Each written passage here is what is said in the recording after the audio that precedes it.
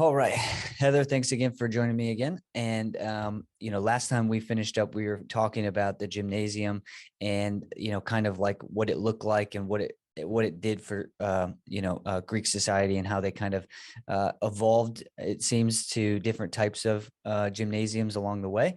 Um, Mhm. but I thought it'd be a good segue to go into now something that I thought was interesting that you ended, I believe, that chapter with, or it was the next chapter about Aristotle and how he approached the development of things, right? So, one thing that I thought was interesting to talk about is the act of teaching certain things through habits, right? Like, so how habits Right. could actually create some sort of developmental aspect of it, or even like,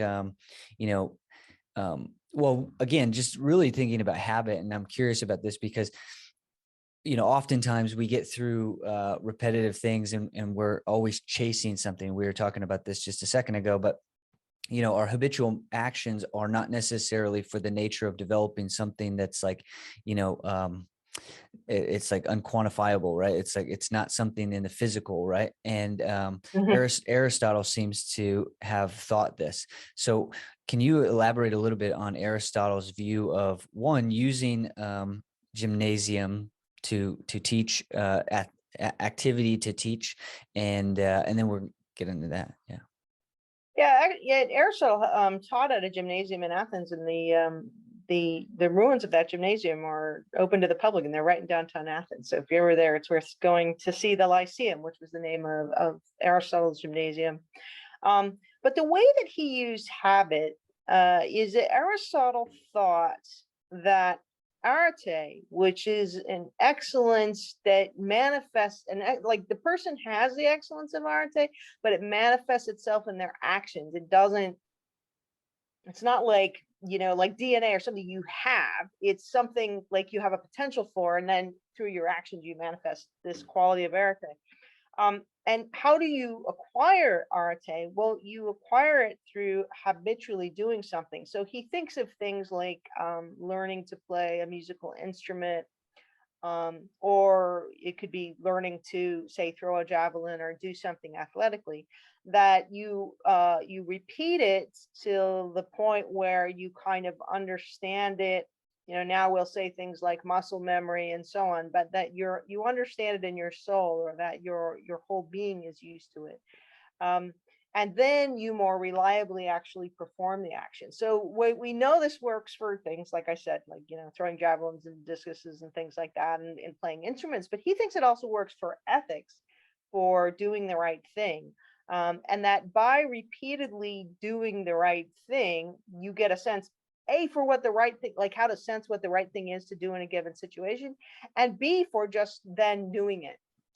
And so ethics is not learned by, say, learning a rule, or even following a rule, recognizing the boundaries and all that, or even like understanding a concept, which is sort of the way Plato thought about it. For Aristotle, ethics is about, habitually doing something until it becomes a habit, and then you do it like almost automatically. Yeah, that's interesting too, because, one time, so much of like athletics and developmental athletics is trying to explain the outcome to somebody who might not conceptualize it yet. Right. And like, for me, like, I think of habit is the thing that we neglect to focus on. Right. So it's like, going back to last week, right? How do you become somebody who the gods will reward in the form of athletic success, or Mhm. accolades and stuff? And it's like, you have to develop the characteristics that elite athletics or elite athletes have, right? Who is the, who, or what type of characteristics are those who possess arete, or so on and so forth. And I think it's something Mhm. that we always think of it the opposite, right? We go after something instead of thinking of developing things that you have opportunities for. As coaching, one thing that I try to apply is like, create an opportunity for success as opposed to chasing success. So, if you want to have an opportunity to success, well, being in shape is probably something that's beneficial to that. Developing skills is something that's beneficial to that. Being mentally disciplined and strong during difficult moments is helpful for that. And then obviously developing and working a strategy that you've taken time to, come up with is another way to create an opportunity. And those are all developed through habits of, active work. And so I think that's something that is quite interesting that Aristotle obviously addressed in more than just athletics. He was talking about in many different aspects, right?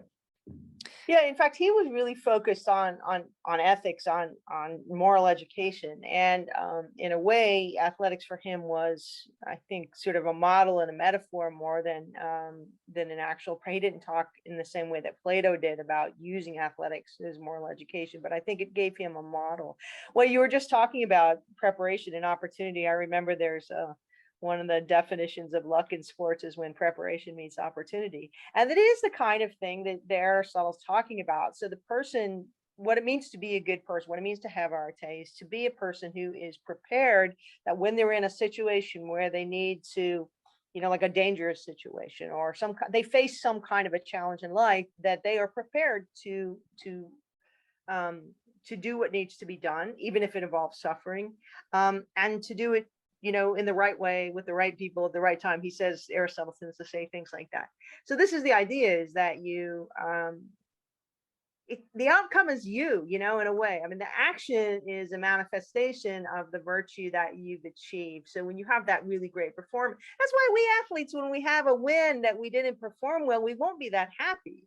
Because the real outcome, the real reward is like being that person who's able to do this great performance. And so when we have a great performance, then we love that, because that's our real goal, was being the person able to do that great performance. If we win but don't have a great performance, then we don't really like that, because it's not really what we wanted. Yeah. And we're going to get into this a little bit with the idea of sport and play. But before we get there, one last thing I wanted to talk about with Aristotle, because I am familiar that he didn't actually view the same as he didn't view the things that Plato viewed as far as like participating in athletics.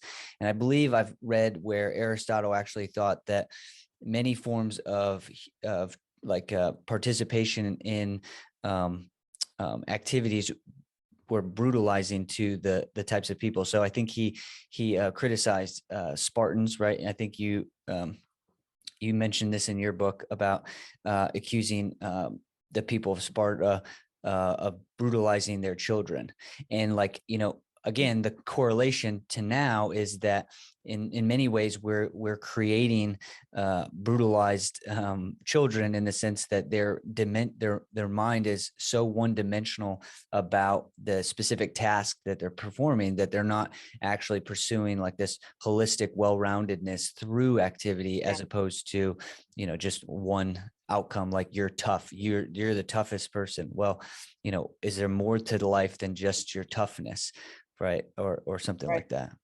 So, Well, and yeah. Aristotle felt that in particular, that some city states were trying to make competitive athletes out of children by training them very early on. And Aristotle was today he would have been a data cruncher, and he was looking at the results of junior victories, because they had junior levels even in the Olympic Games, and then the ones that went on to be champions as men, as seniors.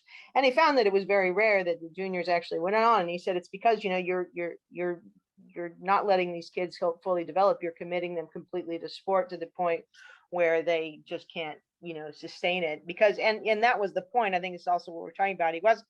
He wanted to have this quality of arete that could lead to success in sport, but the point was to be excellent. And really, and I think especially reading Plato, to learn how to be excellent, or to learn how to gain a skill, so that in other areas in life that take a lot of time and patience and what did you say last week, to 10,000 hours or something to get Yeah. good at something? that you had the character and the patience to do that. And that's something you can learn through sport. But the actual skill you gain in sport is not that valuable. I mean, being able to, put a ball into a net or something. It's those sort of life skills. It's like learning how to be good at something prepares you to be good at other things. Yeah. So he felt that what they were doing is they were taking kids and trying to make them so that they would win athletic victories without actually making them into good citizens. Yeah. And this kind of alludes, like I've discussed this before on the podcast with somebody who actually was an Olympian. And we actually talked about the idea that you basically in wrestling learn how to do something. And wrestling, the act of getting good at wrestling is like very, you could say it's just more difficult physically and mentally and maybe emotionally, right? So like when you wrestle and you're trying to pursue arete in wrestling, I don't know if you notice my ears, right? They're cauliflowered, right? Because of constant beating on them from hand fighting, right? I've broken my nose a couple of times. I've hyper, you hurt your knees. Everything you do is triggering your emotional response to not want to participate in it, or to give yourself a reason for not pursuing it, right? Wrestling Hmm. is very brutal in that sense. But it's like once you establish the process of how you achieve success at things, the process of development, if you want to boil it down to that, then when you apply it to other things, it's so much easier, right? Like when I've transitioned, as I've gotten older, into trying to perfect my skills in golf, right? Golf is obviously abundant in opportunity to participate in, and it's a little bit more it's not as hard on the body, and it's something that I like to do, right? But like golf, the worst thing that happens in golf is that I get some blisters on my hand from going to the driving range too much, right? Or maybe some sunburn from being outside too much, right? It's like Yeah. the difficulties that come with pursuing arete in golf are extremely different than the difficulties that come with pursuing arete in wrestling. And therefore I'm not fearful, or I'm not intimidated by the process in other things.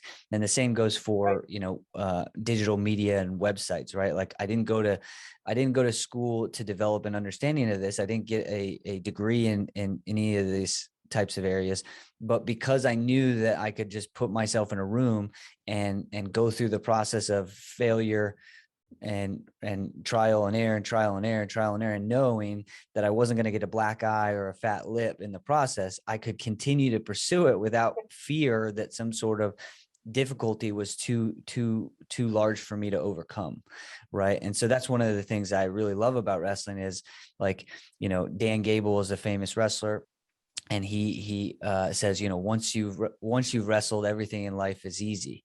And Yeah. so much of that for me is so true, just because of what is difficult, right? Like what is the meaning of difficulty? And a lot of times it's our emotional response to some sort of situation, physically, or mentally, right? It's like Mm. and being able to endure, right, something that's so difficult is really what keeps people from their arete, right? That feeling of Yeah. difficulty. So Or difficulty dealing with failure. I mean, there's a couple things you talk about that are very present in the Greek word. One is there's a Greek word called ponos, which means something like pain, but also effort. And it's when it's kind of like what you're talking about. Even though something is painful, even though something takes a lot of effort, even though it's difficult, even though you're going to fail and all that, you still struggle. You voluntarily, not because you have to, but because you want to, you voluntarily engage with that, and you put yourself through this ordeal. And this actually goes back to the ancient Greek heroes and what they did.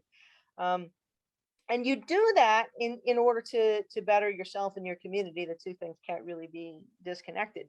But although sport is a meaningless activity in the sense that you're not saving lives and doing these kinds of things, you're learning how to get good at something, so that then when you do a different kind of a thing, you're able to go through the process. And like you say, a lot of times it seems you know really a lot easier. I mean, one of the things that I've noticed in my career and stuff, that having been an athlete, yeah, I look at I respond to challenges maybe differently than some other people who maybe weren't. And I think it is because, you have to train, you're willing to fail, you're willing to be criticized, and you're willing not to be successful right away. I think most of us athletes are a little tougher skinned about, like I said, criticism or failing, or we're willing maybe to try. Maybe you apply for funding and you fail, or whatever it is that is in your sport, or I'm not in your sport, but in your career. So sports are kind of like artificially constructed challenges that teach us how to get, like prepare us for the really serious challenges in life. By the way, on the cauliflower ears, one of the things that's really interesting in the ancient world is because the cauliflower ears were associated with wrestling and boxing, which were things that people who did for working out in the gym. So even if you weren't a competitive wrestler or boxer, you were likely to have cauliflower ears. They were kind of a little bit of a sign of arete, or of at least as of having a gymnastic education, where you were out there really struggling. And for politicians, that was a good selling point. So by the Roman and Hellenistic period, so later, people would actually have themselves sculpted with cauliflower ears. They're really, with cauliflower ears, very prominent. And a lot of times they may not have actually had them, but it was like a sign of virtue. And they actually, it was this, it was something that was, prestigious, and especially for wealthy upper class people who wanted to appear to be athletic, they would do that. So when next time you're in Rome, I mean, you just take a good look at the ears on some of these statues, and you'll see that they are cauliflower. A lot of them, not always, but you'll see. Yeah. Is the culture still aware of it? Like, so if I walked around, would they point that out and notice the I ears? don't know. That's a good question. I haven't seen too many Italians with cauliflower. I mean, besides people, I suppose, who wrestle. Um, In America, but it's now becoming much most more guys wear popular. ear guards anyway, right? To Yeah, try to avoid but that. to be honest, like a lot of my cauliflower ear came with the ear stuff on. So Oh, really? yeah, it's in college, it's just a different thing because it's like your headgear is constantly moving around. Somebody's hitting your headgear. And in college, the two places I went actually made you wear headgear during practice because it was like a rule for the Big Ten and stuff like that. So yeah, it happens. And one thing that's fascinating about what you said about how people actually sculpted themselves with cauliflower ear, even though they didn't have it. Today, you see people who actually try to get it without getting it from the active process. So there are people Yeah. that actively like try to mess with their ears. Like they'll bang their. Yeah. And so again, Yeah. it's just that's the human condition, trying to get virtue without actually earning virtue. It's like such an interesting component of the human Try to condition. appear to have it. Yeah. Yeah. And Try to again, appear to have it. yeah, it's just these things it's so interesting that they're so similar. But going into this next area, and I don't think this one is as deep. We'll go into. I really want to get the sport and play, but in talking about Olympism as a philosophy, that talked about a few things that I thought was interesting. Right. So one of the things I wanted to say was the goal was seeks to create a way of life based on joy of effort, the educational value of good example, and respect for universal fundamental ethical principles. And the two things that stood out were something that we're talking about: joy of effort and the educational value of example. And those two things I think are interesting enough to kind of talk about and like understand why they saw this in culture, right? Like one of the things I don't think we actually notice or we don't speak about enough in Western society is like those two things, effort and example. Even to the point where coaches, parents, teachers, everybody says, do as I say, not as I do. And it's so obvious to everyone that we don't have a cultural value of example or effort, right? We all know that we could be trying better, but when you ask somebody that, they take offense to it as opposed to a call to become better themselves. Well, I still think you hear it a lot in athletic rhetoric.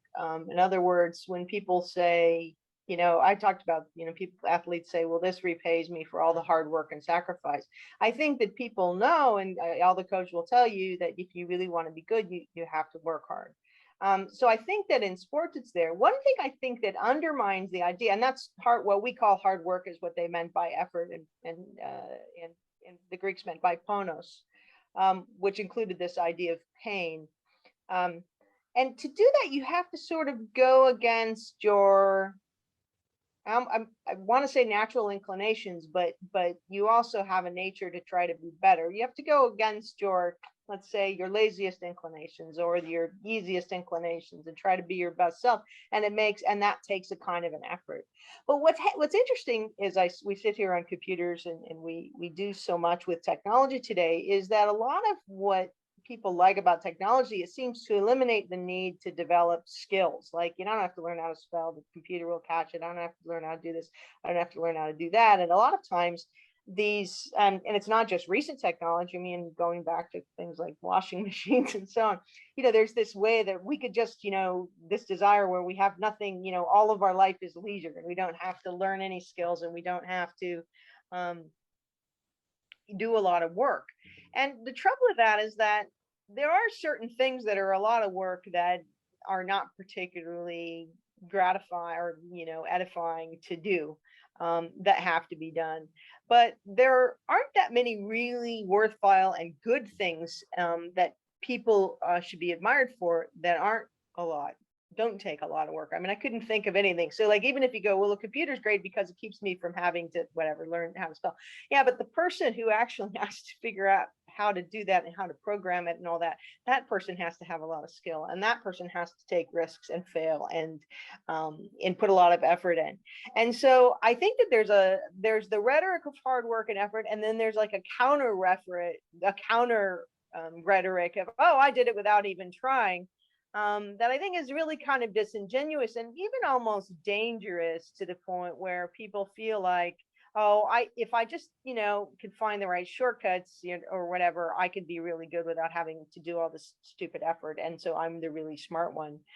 And I think it's like sport, and the values of sport are sort of combating against that. um just, I'm a professor. To be a really good scholar, I mean, you gotta do the work, you gotta read the stuff, you gotta figure this stuff out. I mean, there's no shortcut, you can't fake it. You could copy what somebody else wrote, but then you're not the person who's created it. So Yeah. it's And really, it's the same in sports. It's the same sort of thing. Being really excellent at anything requires effort and requires all this. yeah, this one actually, this happens a lot when talking about what I know and trying to teach it. Oftentimes people want to teach the shortcut, right? To teach the quickest way to understanding the absolute of the thing, right? And like, one thing that I'm always um in a conflict with is the idea that when I look back at all of the ways that I found the skill or found the way, right? Or I uncovered the truth that I was seeking, I think of it as being so valuable. Those epiphanies were so valuable that for me to try to give a shortcut to someone is almost like taking away something that's very special in the process of like development. And so it's hard for me to even want to share like the most elaborate secrets of technical strategy or something like that, because it's like all of those failures that led me to the place where I figured something out are actually that's the fruit of the experience. It's the thing that allows you to uncover your own resourcefulness, your own capabilities, like your own awareness around like finding answers, right? And for parents, they don't want to hear that at all, because they're constantly pursuing like, how do you get this person to have the result without all of the bumps along the way? It's like, why would you want that? Why would you want something? Because they don't understand what the result is. I mean, if Well, the result is a victory or some kind of, or a scholarship or some kind of reward, you would think that you're missing the whole point.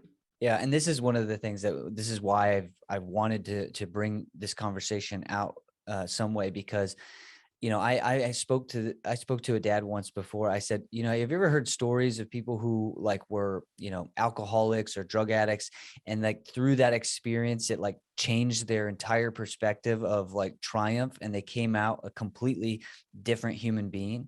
And I was like, as a dad, you don't ever want that you don't want your child to go through that. But what if your child had to go through that in order to reach their potential? Would you Ah, then well would put, yeah. would you then honor it, or would you like, because we're always trying to control and control and control, and it's like, by like what if by the worst circumstance possible, that was the thing that led your child to their arete or to their eudaimonia, their Yeah. happiness? Like, could you then look back and say, okay, I'm accepting of the process, right? And I think this is where I tend to allow for religion to kind of merge, because there is a sense of trust and a sense of divine um, control. You give up your power Mhm. to something larger than yourself. Agree with this. Yeah. Yeah. I think that that's some benefit. I think there's some great philosophy to that, because so many times we're trying to avoid calamity, and it's like disaster might be the thing that leads you to the greatest form possible. I think that risk, and I mean, I think that in sports, you have to distinguish necessary risk from unnecessary risk. And necessary risk includes failure. I mean, I think first of all and foremost, you have to risk failure.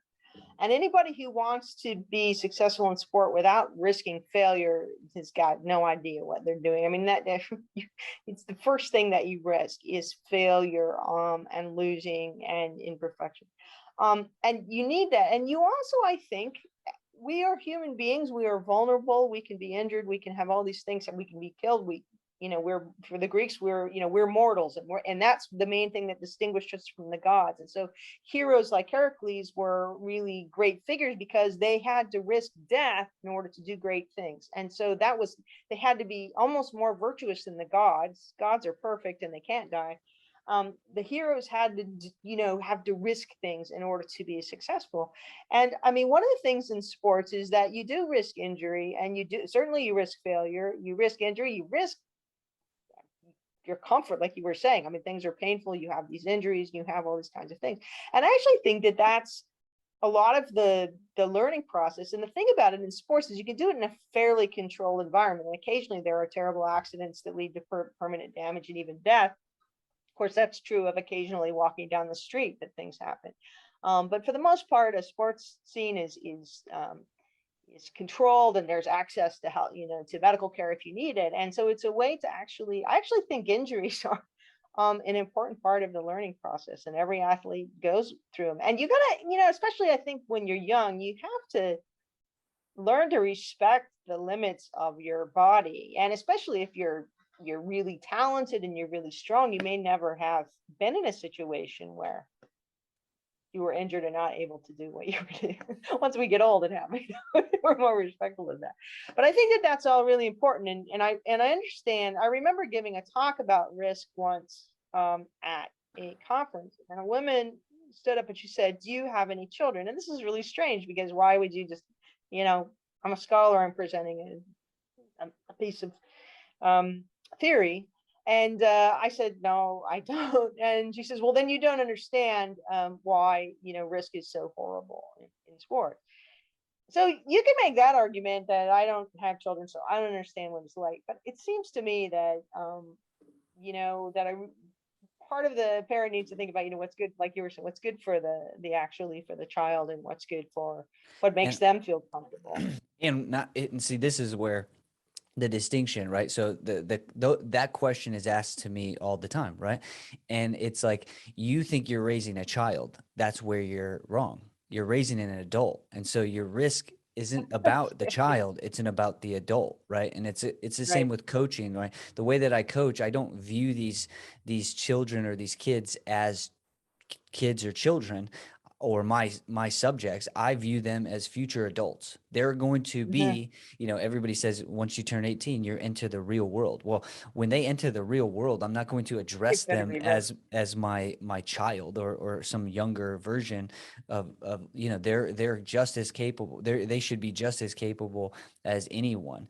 And because of that, it's like this delusion of like that you're raising an adult, not a child, right? You're raising an adult and not a child. And that distinction will make you understand, because again, I think what we know to be true is that when parents oftentimes control risk or control outcomes or control failure for their children, it's ultimately because they are avoiding that thing in their life and they don't want to Yeah. expose themselves. So because they're not willing to expose themselves, this is why I think culture, sports, and philosophy have to merge, because unless you understand that process of human development, right, you're not going to actually get everybody on the same page. Like everybody is not going to say, hey, the goal is to, put yourself into that situation so that you have to risk the failure so that you can learn and get better and grow. And so, yeah, I think And it's, And I think part of what you're saying is when you talk about putting sport and philosophy together is that sport has to be understood as part of a whole philosophy of life. First of all of life is not sport, but sport is really useful as a part of the bigger life so that you can, prepare yourself to have a much more fulfilling whole life. Like you said, when somebody becomes an adult.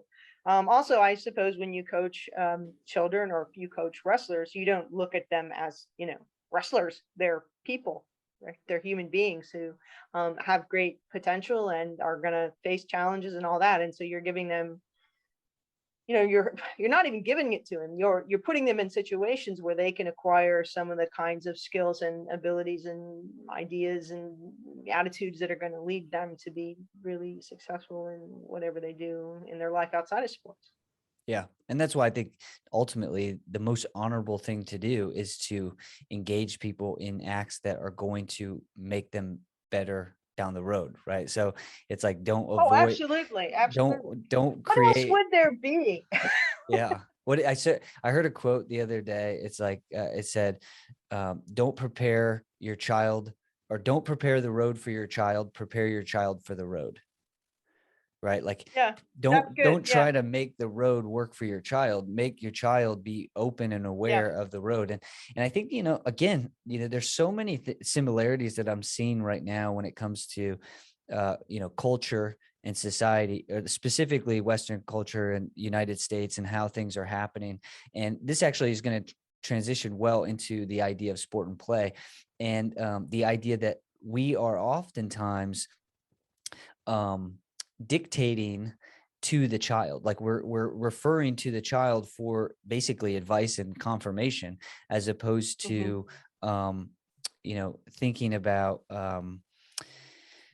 I don't know, like, again, let's just go into sport and play and kind of see where I go from it. But I know that there's something there. But what I love about this part is talking about sport and objectively that it is just nothing more than this form of play, right? That it has no, like you said, it is not, um, ex- it's not intrinsically important, right?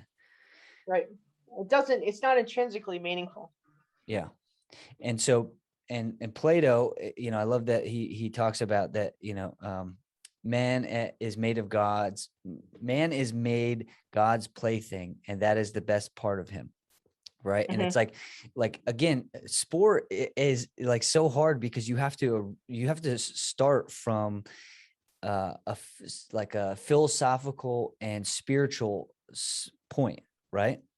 Right. Like you have to understand what the purpose of life is in some way in order to like go down this path. And obviously this is hard because children they're not going to have the ability Yeah. to do this. And this is why I think it's so important for adults to understand this stuff, because it's like, if we are here for play, to play in form, right?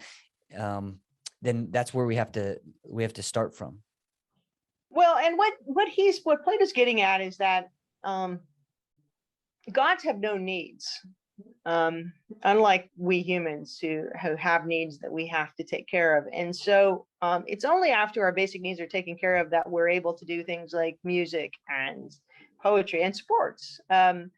And that those things in a way are the best parts. It's the best part of us is because we've gone beyond, like, let's say our animal, the things that we have in common with other animals, that they have to just do what it takes to survive. We can do what it takes to survive and try to be more like gods, that that sing and do and play and do these other kinds of things. So in a way, play is really elevated. It's above our basic needs.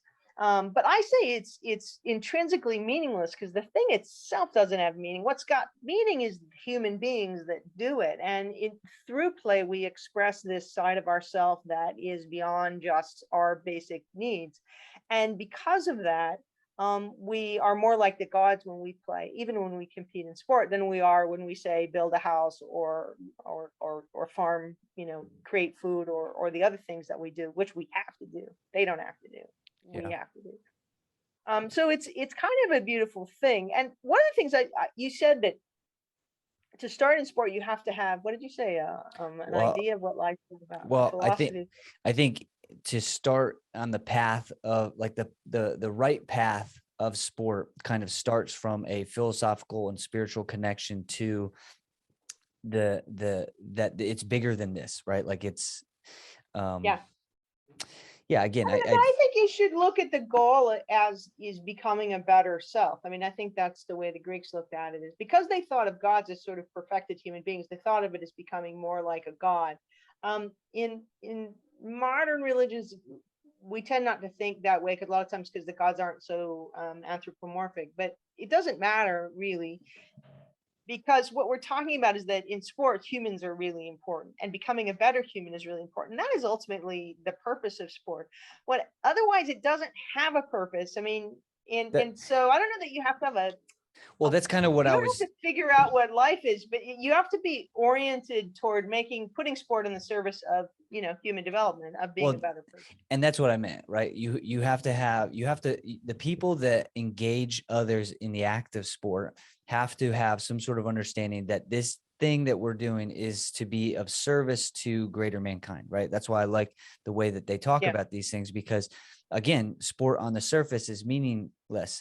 And so when people set out on these things thinking that the meaning is attached to the sport itself, are neglecting the fact that they're going to be 40 with a family and not participating in sports, right?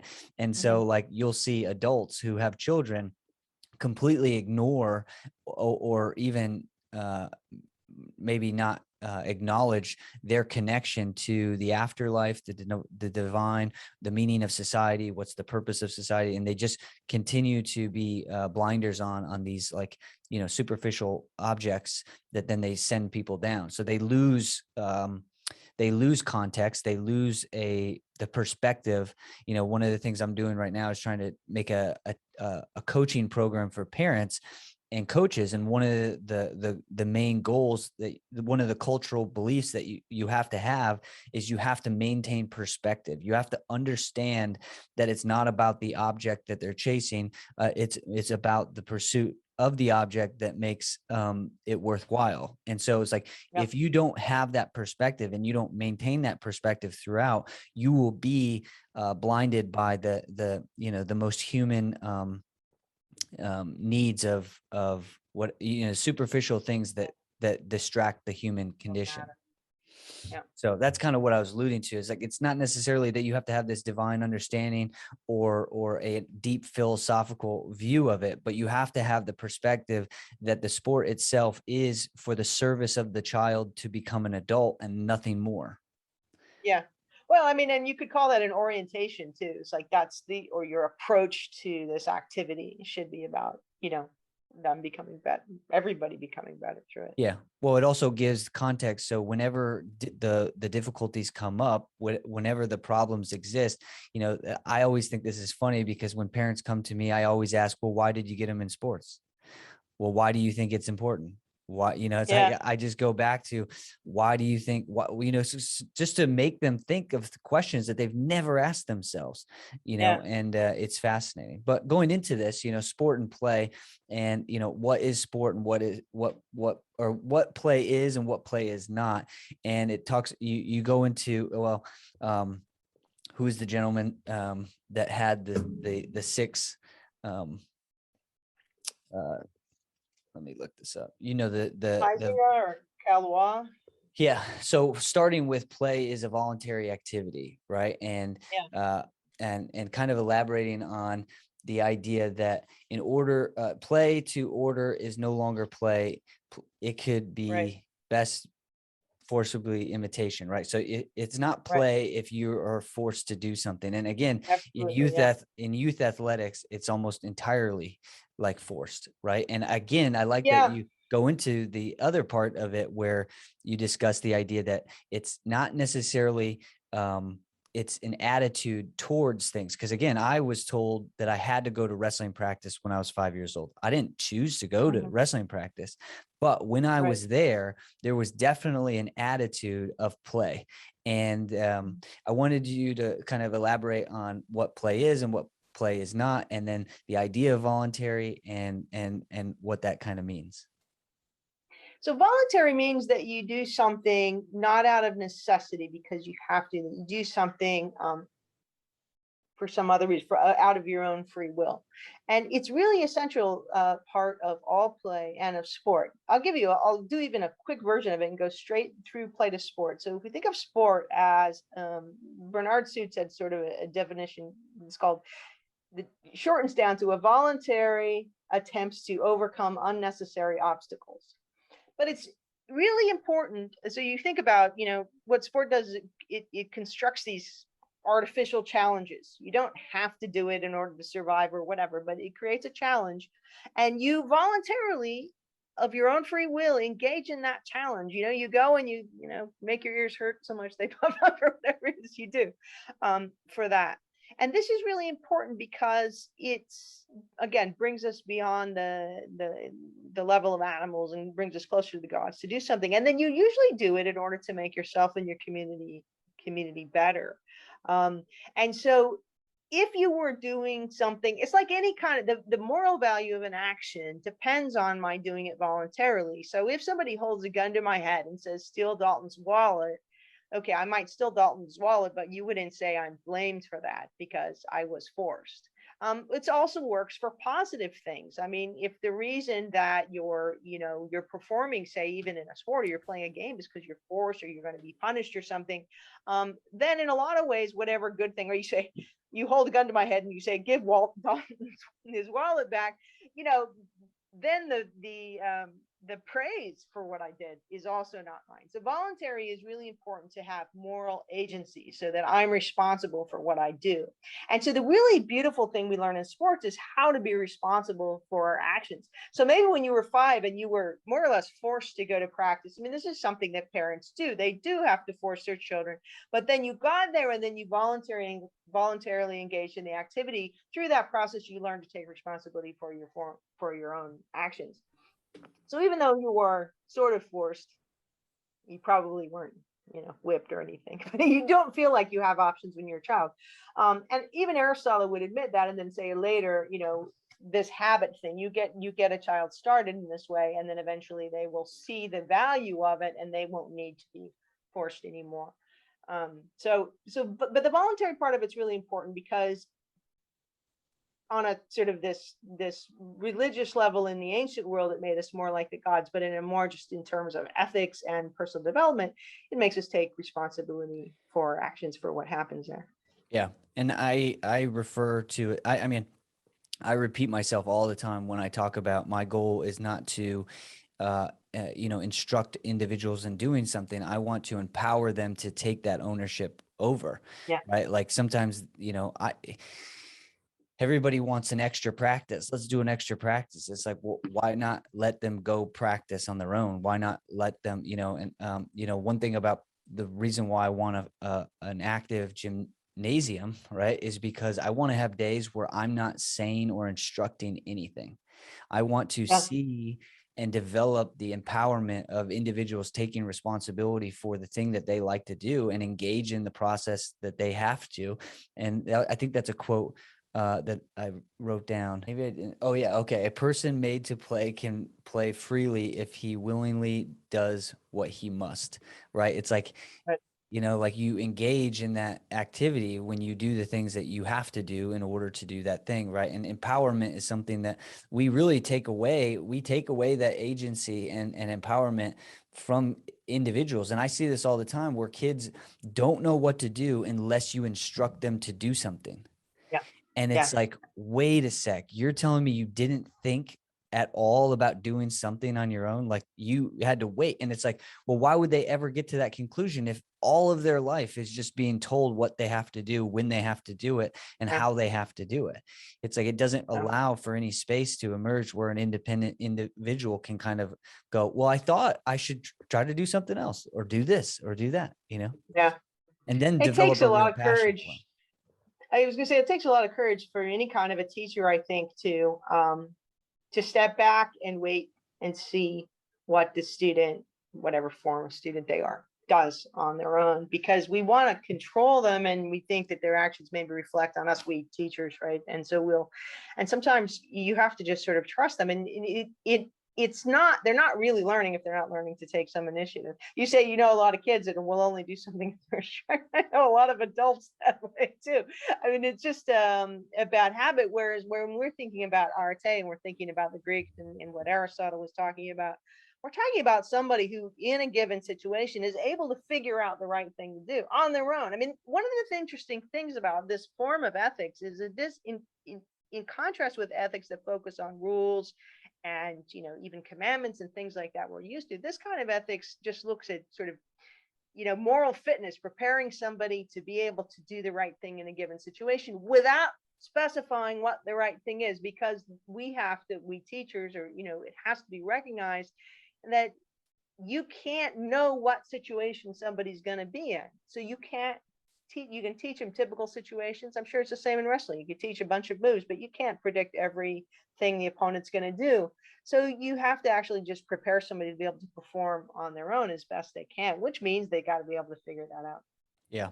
And figuring Yeah. it out, that's one of the phrases that I use, like figure it out, right? And when Yeah. Yeah. when I was in college, when you get to the higher levels of success, they just say find a way, right? Because Yeah. it's like well, you're looking for answers. What do I do? What do I do? Well, find a way. I don't know. Find a way. Yeah. And then now you start to understand that self agency of like, it's up to me to figure out the process or the path that I need to take in order to be the victor, to get the Yeah. outcome that I need. I have to figure it out. And I think once you do that, you really start to understand that you possess the thing all along. It's not that somebody else has given it to you. You've actually possessed it the whole time. You just needed for somebody to say, hey, you got to do this. I can't do this for you. And I think that's Yeah. one of the greatest gifts that somebody can give. But going into this talks about the idea of absorbing. And I really like this because it merged a couple of the concepts that we talked about before, about the idea that you have to you kind of have to let go. You have to like stop trying. But at some point, you have to reach a level of proficiency and skill in order to allow yourself to not try, right? Right. In order to kind of Mhm. let the magic happen. And so, Right. this idea of absorbing and in play, and how, when you're playing at a high level, if you will, that's when actually you're capable of absorbing the most skills or the most understanding possible. And again, I think we talked about the flow state and we talked about the epiphany state before, as to like, you have these epiphanies of enlightened states of like, oh, now I understand something, where you had to block your conscious mind out in order to get there. Right. Yeah.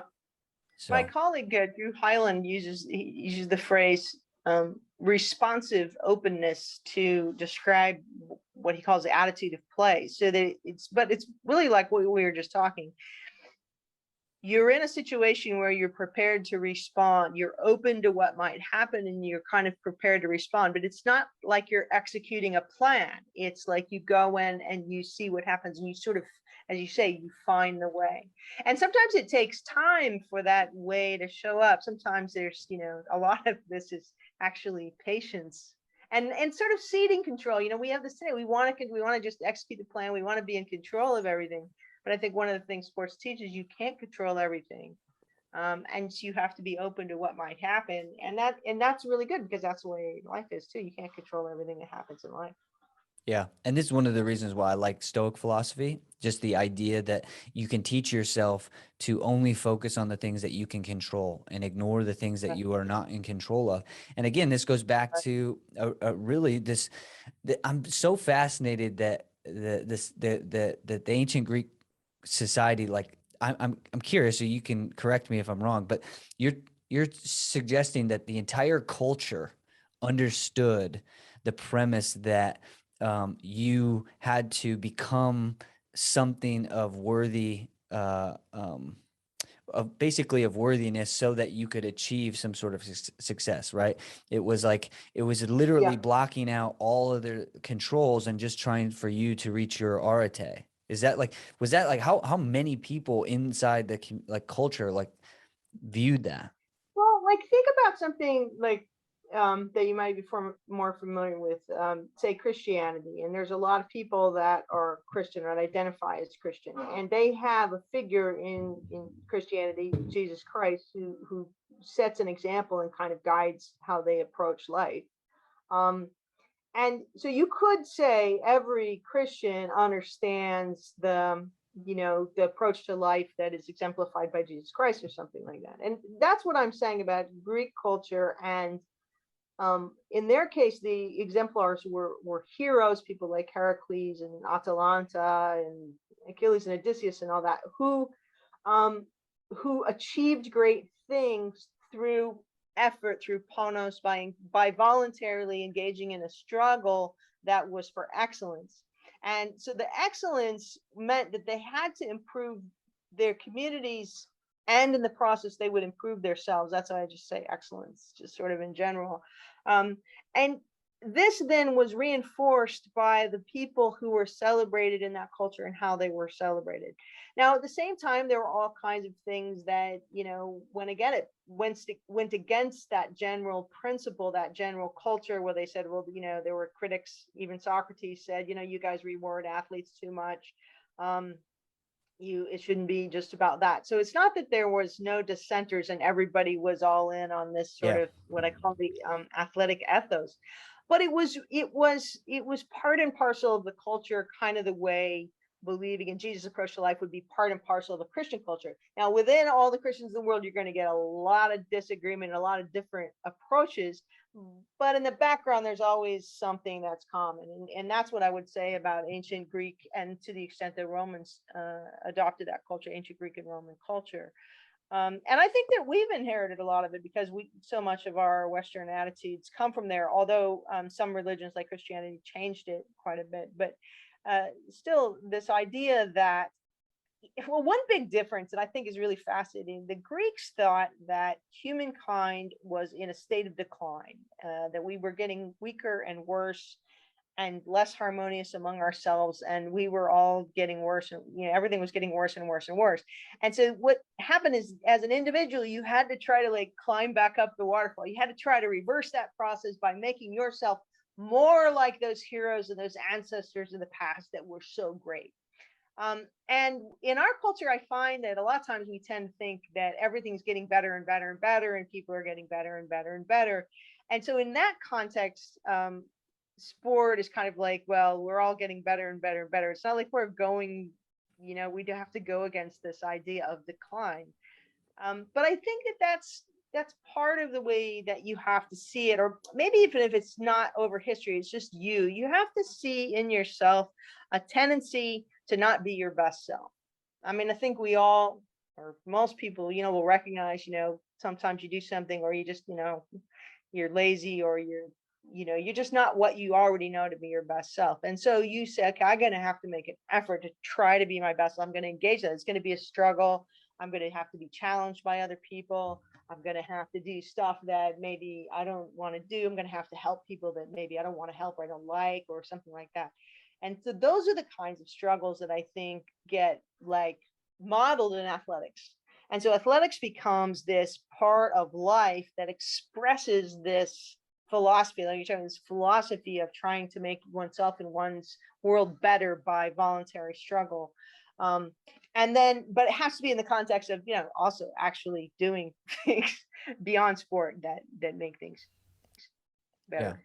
And, just to finish up, one of the things I like what you said is this idea that your obligation to to develop, to give back to the community, to make your community better, and therefore that requires you to make yourself better, right? And so Yeah. there's a couple people that I follow that are in the space of like leadership and like development as stuff. And so one of the things Hmm. that they talk about is like 20 square feet, like you control your 20 square feet of influence on the rest of culture, right? And in wrestling, there's a Yeah. motto of like, there's a team competition that happens with wrestling, but in order for you to do your part in the team competition, the only thing that's required is for you to be the best version of yourself, right? It doesn't Right. require you to actually worry or concern yourself with the behaviors of other people. It's only that you should be focused on what you can do to make sure that you add value the most, right? And one of the Hmm. things that I think is interesting is like, I think we would be better served if we thought, like you said, maybe that there was a decline, and also that the only solution was to be I think about the light, like being the light, shining the light so that your light can actually give other people the Yeah. encouragement to shine their own. And it's like what I love about wrestling is, or individual sports, right? I love individual sports because oftentimes team sports are used to describe the benefits of collective group effort.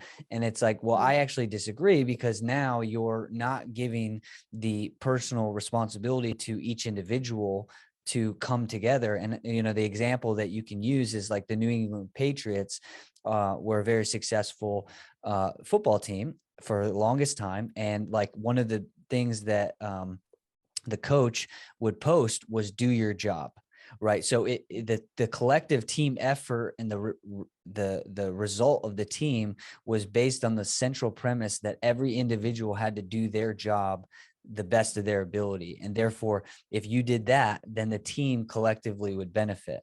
And I obviously think Hmm. that right now, when we see something that's wrong, we look to blame and complain about it, as opposed to act as if like our own personal involvement in that wrong thing is the fact that we're not trying our best.